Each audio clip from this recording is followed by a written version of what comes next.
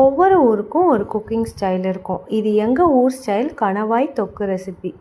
2 medium size கணவாயை நல்லா clean பண்ணி பீசஸாக கட் பண்ணி எடுத்து வச்சுருக்கேன்.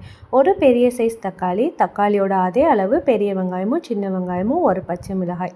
ஒரு ப்ரெஷர் குக்கரில் 3 டீஸ்பூன் நல்லெண்ணெய் போட்டு வெங்காயம், கருவேப்பிலை, பச்சை மிளகாயை வதக்கி விட்டுட்டு 1 டீஸ்பூன் அளவு இஞ்சி பூண்டு பேஸ்ட் போட்டு அது கூட தக்காளியவும் சேர்த்து நல்லா வதக்கி விட்டுட்டு 1.5 டீஸ்பூன் மிளகாய் தூள், 3 டீஸ்பூன் அளவு கறி மசாலா தூள்.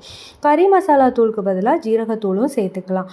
உப்பு சேர்த்து கணவாய் மூழ்கிற அளவுக்கு தண்ணி ஊற்றி மீடியம் ஃப்ளேமில் 8 விசில் வச்சு எடுத்துக்கோங்க. இப்போது அரை மூடி அளவு தேங்காய்க்கு 1/4 கப் அளவு தண்ணி ஊற்றி திக்கான தேங்காய் பால் எடுத்து ப்ரெஷரெல்லாம் ரிலீஸ் ஆன உடனே அந்த ரெடி பண்ணி வச்சுருக்க கணவாய் கூட சேர்த்து ஊற்றி சிம்மில் ஒரு 10 மினிட்ஸ் அளவு இடையில ஓப்பன் பண்ணிவிட்டு கிண்டி விட்டுக்கோங்க.